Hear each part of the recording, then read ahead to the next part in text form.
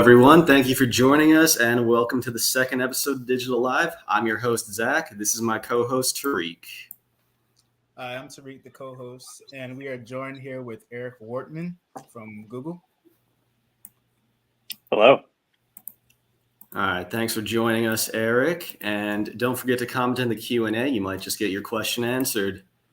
Now, today we are going to be talking about the Google Tour, kind of getting a sneak peek of that. If you want to attend that, that is at March 11th at 10 a.m.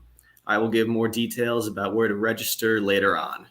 So, Eric, why don't you tell us a bit about yourself, like where you went to school, what you studied, that kind of thing. Yeah, I'm from Ann Arbor, Michigan. I'm a proud graduate of Eastern Michigan University. I started off as a marketing and accounting double major or dual discipline, wherever you want to call it. I was planning on doing both, kind of hacking together my own sort of entrepreneurish sort of major. And I was taking might have been like a speech 101 class, like an evening class or something, and saw a poster for actually Dr. Bud Gibson had at the time it was called a Google AdWords class. I thought, oh, this would be a nice little, additional skill on my resume. I know Excel, I know Google AdWords, I know other things. So I ended up taking that class and enjoying it, and that kind of shifted me away from more entrepreneurship and accounting and potentially getting my CPA over full into digital marketing. So after when I was close to graduating from Eastern Michigan University, I was taking one of the last digital marketing classes or Google Ads classes offered by Professor Gibson, and a few students and we formed an LLC together. We were all sort of doing little freelance gigs and all kind of doing Google Ads and talking to little clients. And so we combined our skills and drove up to Lansing and filed for a LLC. And so started a company, which is a great experience. I would highly encourage anyone to do it. We did not make any money. I think maybe I got like $400 total or something out of it, but it was a great experience, just kind of going through the process, figuring out how to try to get clients, learn, telling them why they should come to you. And so one of the ways we were getting leads, getting clients approached to us is a local company named Pure Visibility, which is still around, great little company. They were giving us leads that were too small for them. So these were very, very small leads. I'm talking, they would come to us, a client would come to us and say, I have $50 a month, like all in. That includes advertising spend as well as how much I'm willing to pay you. So very small leads. And apparently I did enough handling these small leads that when they had a position open, they reached out to me, and I eventually worked there for a few years. And then great experience there, learning all sorts of things of like search engine optimization, paid social, search, Google Analytics, and then eventually transitioned to a role at iProspect, Kara in Detroit, in the automotive business. And that was another great experience where I eventually was managing a team and working with much more larger clients. It's still all kind of the same. It's digital marketing is digital marketing, but the clients are much larger, much more demanding. They call, text, email you, but I really enjoyed that. And then after doing that for a few years, I noticed on LinkedIn a local Googler who came and spoke to one of our classes. I actually posted a mention on LinkedIn that he was looking for someone or they had an opening on their team. So I reached out to him, asked if he would, maybe give me some more information on the role. Would love to kind of see if I was a fit, maybe if they were looking for someone like me. Ended up interviewing and getting that role. So I've been at Google for about 6 years. So that's a very long way of saying that I had kind of a winding path, did a lot of different things, but I've been at Google for about 6 years. I'm currently on the ticketing and gambling marketplaces team. So think companies like StubHub and FanDuel. So if you're trying to buy a ticket to an event from somebody that maybe already has a ticket, or if you're trying to do some online gambling in Michigan or one of the other few dozen states that it's legal, we work with those companies. So I primarily focus on Ticketmaster, Live Nation, and StubHub, but a lot of my other teammates also work with work with the gambling clients. And we're really just, our job, we're a sales team. So we're trying to get them to spend more money with Google. But Google, along with a lot of other, really good companies that have presence in the area, Facebook, Pinterest, LinkedIn, Microsoft, it's almost more of a consultative nature because we have such a broad set of products and solutions. It's less about cold calling and trying to get them to start. It's more getting them to get the most out of what they're doing. And it's really nice. I think my job is really talking to clients, figuring out how they can make more money using Google products. And then eventually that ends up being good for Google and down the road, good for me. Right. Well, sounds like quite a journey and a very eventful role. So do you have a favorite perk of working for Google? Any cool events, interesting clients? I actually went into the office today and my back was a little sore. I think I slept funny. So there was a massage chair. So actually, if it's one of those cliches, I actually sat in a massage chair. Not a big fan. It's a chair. It was kind of weird, but anyway, I would not say, but that's my favorite perk. The food's nice. It's they really do take care of you. It's nice to see a lot of companies, whether they're big or small, really focus on employee well-being, especially during COVID and as more people are remote and dealing with a lot of things. So Google is especially good at that. But I think one of my favorite perks is and especially now is like traveling for work.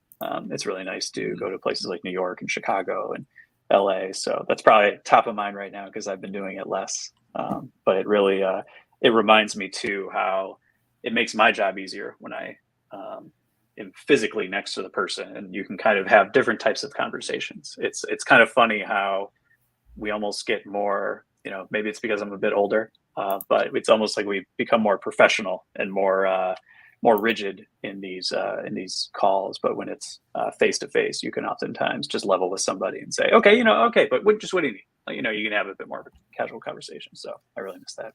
Yeah, I know exactly what you mean by those face-to-face conversations. It's a different connection. So can you give us a little sneak peek of what we can expect on the Google tour? Yes, definitely. It's unfortunately can't have everyone in person. Would love to do that at some point. It's looking like we're pointing in the right direction, hopefully sooner than later, but it's going to be all online. I apologize. I don't have the final roster. I really wanted to have that locked in today, but we will have several of people that I really love at Google. Each of them three of them are alums of Eastern.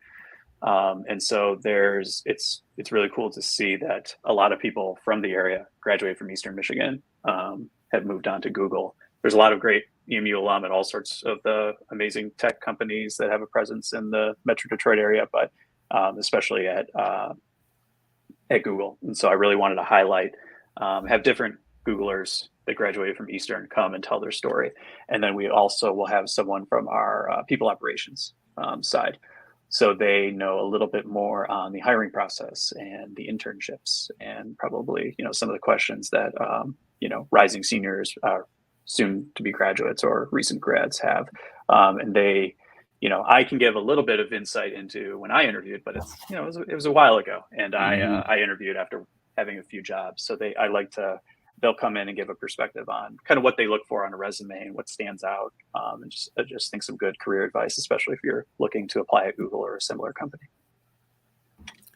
Oh yeah. I mean, it sounds like an excellent networking opportunity.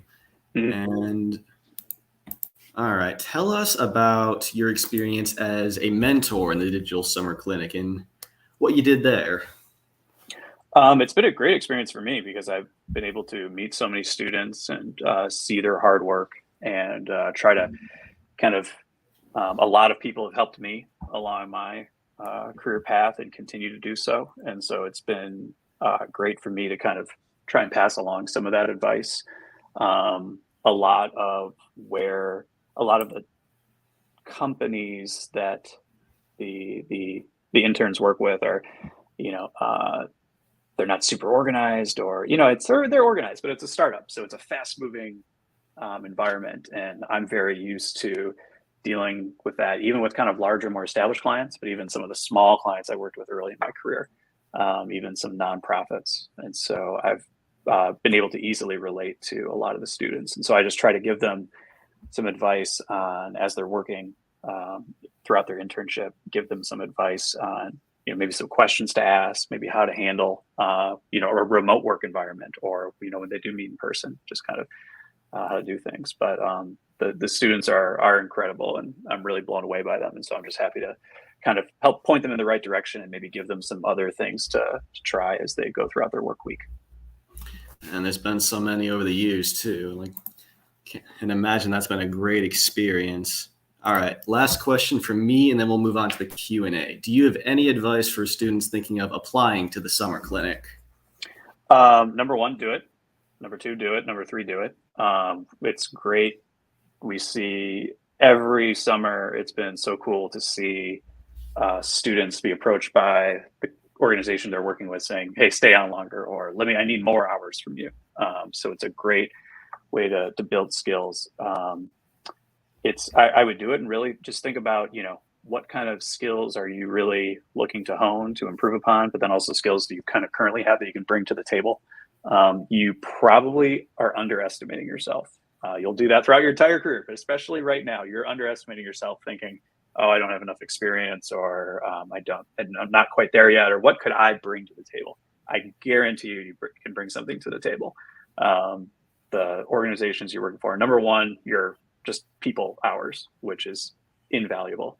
And then number two, you have just growing up in more of a digital age. It's a cliche, but just having that mindset and being inquisitive and being able to come in, you will bring so much to the companies that you work for. So don't worry about being self-conscious or thinking, oh, I don't have the skills. Just apply. Think about what you're passionate about, what skills you'd like to continue to explore, and best of luck.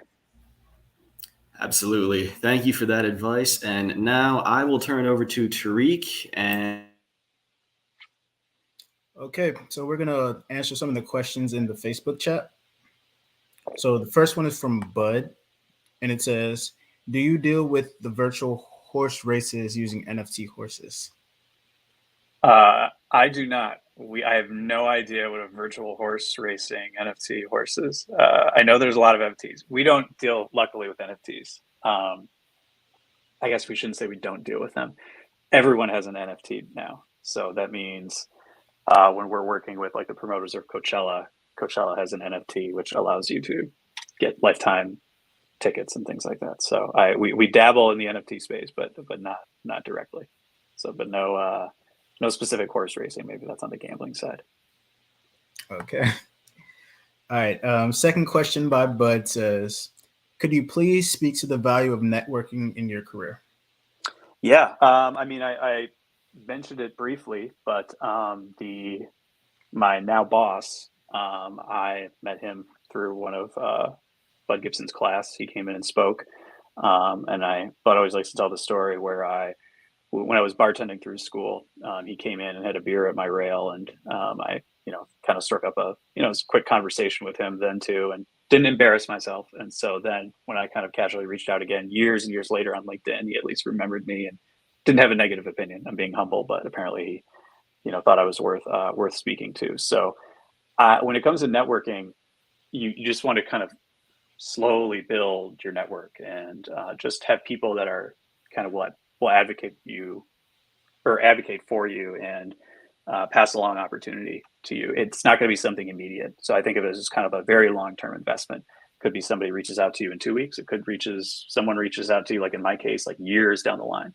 And so I just think of it as trying to, develop a good relationship with someone and present yourself in a positive light and kind of what you're passionate about. And so that way, when people are always getting questions of, oh, hey, I have this job opening, or I need this type of person, that when they go through kind of their mental Rolodex or LinkedIn, they'll think of you. And then also keep tabs on them.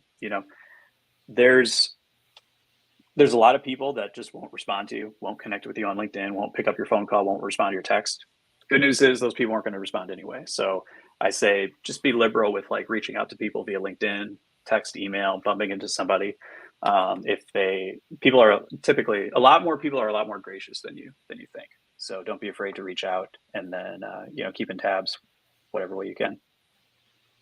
Great advice. The next question says, I know that you're involved in the Digital Summer Clinic. Can you tell us more about it? Yeah, so the Digital Summer Clinic is, I want to say it is an 8-week program. So we take 48 interns. Hopefully my math's right. It's been a long day, but we take a few dozen interns and pair them with local startups. And it's a paid internship, which is good. Those are few and far between nowadays. But so you work directly with a local area startup with another intern. So the good thing is you're not going alone. You pair up with somebody else, and then you're generally some skills, kind of existing skills that you have, you'll be paired with an organization that can utilize those skills. But then you'll also be able to stretch and learn so many other new things. We see all sorts of students of all sorts of different backgrounds provide value to these companies. So, but oftentimes they're offered maybe more hours per week or even a permanent position after. And it's just an incredible way to really like firm up your resume and anything that you were kind of working on. Oftentimes you can just bring and say, hey, this is something that I was doing before, let me try doing it at this company. And you'll pick up a few things, but you'll be mentored by myself and then another fellow alum, Jarrell, who a good friend of mine who works at Pinterest, will be mentoring and trying to give a little advice. And yeah, I think it's been a great experience. So all the students really seem to like it, and it's really flexible too. Where we'll have, I think last year we were lucky enough to be able to pivot online, which I think brought a lot of opportunities. So I think we're kind of hammering out all the details there too. But I think it'll be really worth kind of the time commitment and really rewarding experience for everybody. Great. Jamie Ward says, can you talk about some of the characteristics you see in the interns from the Digital Summer Clinic that would set them apart when applying for jobs with companies like Google? Yeah, we some of the characteristics where if they can follow through, and I always like to say show impact. So it doesn't really have to be, you can be an introvert, you can be an extrovert, you can be into programming, you can be into social media, video, graphic design. Doesn't really matter your background, but if you can go in and if you can ask the right questions to really figure out where you can be of value, and then follow through and ask questions, identify a project, follow through with that project, and then hopefully measure some impact. It could be revenue, it could be they roll out the process, they adopted it, they made it standard after you leave the organization. Things like that stand out on a resume, especially with what Google looks for. So Google sees that, I came into this organization, I was only here for 8 weeks, I did this, and then ended up having a lasting impact. Like they ended up taking things that I built or surfaced and adopting them full time or scaling them. I was on team A and then team B, C, and D started using it. That's the things we love to see, because that means you're asking the right questions, figuring out a business need, meeting it, and it's so valuable that it kind of spreads throughout. It sounds big, it sounds kind of heavy, but it can be something very simple, like you updated a newsletter template, or you figured out a different workflow or different way to do a social media calendar, and then it kind of rolls out. Things like that is what we like to see. Sounds good. And our last question comes from Anna, and it says, does the Digital Summer Clinic help prepare students to work at big companies like Google? Yes, I would say there's working for a startup. There will be a lot of times where what you're working on is a bit ambiguous, and you kind of have to stop and start and kind of figure out. You have to be I hate to use the cliche like self-starter, but you have to kind of figure out what's going on. Google really values that. There's obviously specific roles with specific targets and responsibilities that you have, but Google especially allows you to make the role your own. We don't have like a specific style. You don't have to be loud and boisterous or quiet or analytical or a people person. You can be who you are and then figure out how to take your strengths and kind of navigate a more ambiguous task and then just get to an end result. So I think coming into, and it's also, we want to move fast. So if you're on a sales team, you have quarterly goals, and then you want to be at a certain spot by halfway through the quarter. So being able to show a company like Google, I came in for 8 weeks. It was a bit weird. I was able to quickly get up to speed, make some decisions, and then move some project forward, and then have an impact. As I mentioned before, that's exactly what what a company like Google and a lot of other companies are looking for, even small companies. Obviously, if you're successful at a startup for an intern and you want to keep working in the startup life, you can also translate to that as well. You don't got to have 100,000 peers if you want. Great. All right, Eric, thank you for all your advice. And before we head out, I want to thank everyone again for watching Digital Lives. Eric, thank you for coming on. It was great to have you on here. And don't miss the Google tour. Here is the link for that. I'm just going to leave that here. While you're on our Eventbrite, check out our other events as well. And lastly, next week is our spring break, so there's no episode then, but we will return on March 9th, 6 o'clock as usual. And we will be talking about what makes the Digital Summer Clinic unique from the company's perspective. We will have a few company representatives on for that. All right. Have a great night, everyone. Enjoy your break, and don't forget to apply.